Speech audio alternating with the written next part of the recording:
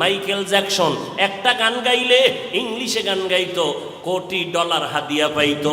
ওই Michael Jackson কণ্ঠশিল্পী আমেরিকার, একটা গান গাইয়া গাইয়া জনসমুদ্র যখন পরিণত হয়ে গেল, মাইকেল জ্যাকসন চিন্তা ভাবনা করে দেখলো আমার টাকা পয়সা আর ভক্তবৃন্দের অভাব নাই, আমার নাকি একবার মরা লাগবে, তবে আমি আমার ইচ্ছা মতো মরতে চাই। বলে কেমন মরবি? মাইকেল কয় আমি 150 বছর পর্যন্ত জমিনে জিন্দা থাকবো, এর আগে আমি মরতে চাই না। 150 বছর পর্যন্ত বেঁচে থাকার জন্য মাইকেল জ্যাকসন যত ব্যবস্থা নেওয়া দরকার নিল। 20 জনের উপরে ডাক্তার তারে অল টাইম পাহারা দেয়, একটা খানা শতবার চেক করে খায়। মাইকেল জ্যাকসনের চেহারাটা বাধাই করে নিল যেন যৌবন ছুটে না যায়, খালি হাতে কারো সাথে সাক্ষাৎ দেয় না, জীবাণু যেন ঢুইকে আমার মৃত্যুর মুখে ফালাইয়া না দেয়। এই মাইকেল এত কিছু ব্যবস্থাপনা করলো, 150 বছরের আগে সে মরবে না।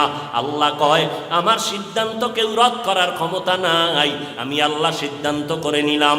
এই মাইকেল 150 বছরের বাঁচার তাগিদ দিয়া এবার প্রস্তুতি নিয়ে চলতেছে, সিকিউরিটি গার্ড নিয়ে চলতেছে, শরীরের মধ্যে কোনো বাতাস কোনো ধুলাবালু লাগায় না, কমপ্লিট স্যুট নিয়ে বাংলা দুনিয়ার জমিনে চললো। আল্লাহর কুদরত, একদিন হঠাৎ করে মাইকেলের মাথা একটু ব্যথা ব্যথা ভাব, 20 জনের উপরে ডাক্তার অল টাইম তারে চিকিৎসা দেয়, কোনো রোগ যেন ভেতরে ঢুকতে না পারে। হঠাৎ করে বিছানায় শুইয়া ঘুম পড়ল, একটু আরাম করতেছে, তখন তার বয়স মাত্র 50-এর কোঠা পেরিয়ে যাচ্ছে। এমন সময় ডাক্তারেরা চতুর্পার্শ্বে পাহারা দেয়, মাইকেল 50-এর কোঠার পরে পেরিয়ে বিছানায় যখন ঘুমাইয়া গেল, হঠাৎ করে ডাক্তারেরা দীর্ঘ টাইমের পরে মাইকেলকে যখন সজাগ করতে চায়, শরীরটার মধ্যে টাচ করে দেখে মাইকেলের পুরো শরীর বরফের মতো ঠান্ডা, কাঠের মতো শক্ত হয়ে গেল। ডাক্তারেরা চিৎকার দিয়া কয় মাইকেল আর জমিনের মধ্যে জিন্দা নাই, আমরা অনুভব করলাম না মাইকেলের জীবনটা কখন চলে গেল। এ যুবকেরা, মাইকেলের থেকে তুই তো আর বেশি ব্যবস্থা গ্রহণ করতে পারো নাই।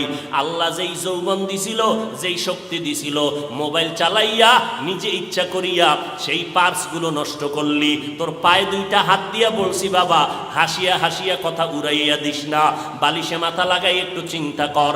আজকে মোবাইলটা চালাইয়া চোখের পাওয়ারটারে নষ্ট করে ফেলেছ রে বাবা, পায়ে ধরে বলছি কথাগুলো এমনে ফালাইয়া দিস না। আজকে বালিশে মাথা লাগাইয়া চিন্তা কর, এই মোবাইল চালাইয়া চালাইয়া তোর মাথাটারে গরম বানাইয়া দিলি। এখন লেখাপড়া করতে মনে চায় না, কোনো বই লিয়া পড়তে বসলে মাথা ব্যথা করে। এই মোবাইলের কারণে তোর বুকে ব্যথা কিন্তু বেড়ে গেছে, মাথা ব্যথা বেড়ে গেছে। এই মোবাইলের কারণে খানার রুচি পর্যন্ত নষ্ট হয়ে গেছে। এই মোবাইলের কারণে রে বাবা তোমার হার্ট দুর্বল হয়ে গেছে, ওদিক থেকে তোমার রোগ শোকে তুমি ধ্বংস হয়ে যাইতেছো, তোমার ব্রেনের উপরে এফেক্ট করতেছে, তোমার হার্ট দুর্বল হয়ে যাইতেছে। এই মোবাইলের কারণে তোমার যৌবন নষ্ট হয়ে গেল, তোমার জীবনটা দুর্বিষহ হয়ে গেল। এখন খানা ভালো লাগে না, ঘুম ভালো লাগে না, এই মোবাইলের পেরেশানিতে পইরা পইরা লেখাপড়া পর্যন্ত ভালো লাগে না। কখন যেন তোমার জীবনটা চলে যায় তোমার জানা নাই। পায়ে হাত রেখে বলছি রে বাবা, একটু আগেও বলছি আবারও বলতেছি, আমি তোমাদের আমাদের মতো হুজুর হইতে বলি না, একটাই দাবি করে বিদায় নিতে চাই, নবীর আদর্শের মালা গলায় লাগাইয়া স্কুলে পড়ো, কলেজে পড়ো, চাকরি করো, ব্যবসা করো। বলবা হাফিজ ভাই এটা কেমনে সম্ভব? একটু ডানে বামে নজর করে দেখো রে বাবা, তোমার মতো আমার মতো যুবক স্কুলে কলেজে লেখাপড়া করে, 5 বেলার নামাজি ছাত্র ছাত্রী, একটু জিব্বা নাড়াইয়া তুমি জবাব দাও, আছে না নাই? যদি বলো থাকে, তুমি কেন পারবা না রে বাবা? তোমার মতো যুবক আজকে তাকায় দেখো, এই বিশ্ব রোডে গাড়ি চালায়, ড্রাইভারি করে, এক বেলার নামাজও বন্ধ করে না। আজান হয়ে গেছে, চলন্ত গাড়িটারে ব্রেক করিয়া মসজিদে কন্ট্রাক্টর, হেল্পার, ড্রাইভার ঢুকে গেল এবং যাত্রীরা পর্যন্ত নামাজ আদায় করে। ও আল্লাহর বান্দারা, তাকাইয়া দেখো, তুমি কেন পারবা না? তোমার আমার মতো যুবক বান্দারা র্যাব, আর্মি, পুলিশ, বিডিআরের চাকরি করে, এক বেলার নামাজও বাদ দেয় না। বলো বাবা, তুমি কেন পারবা না?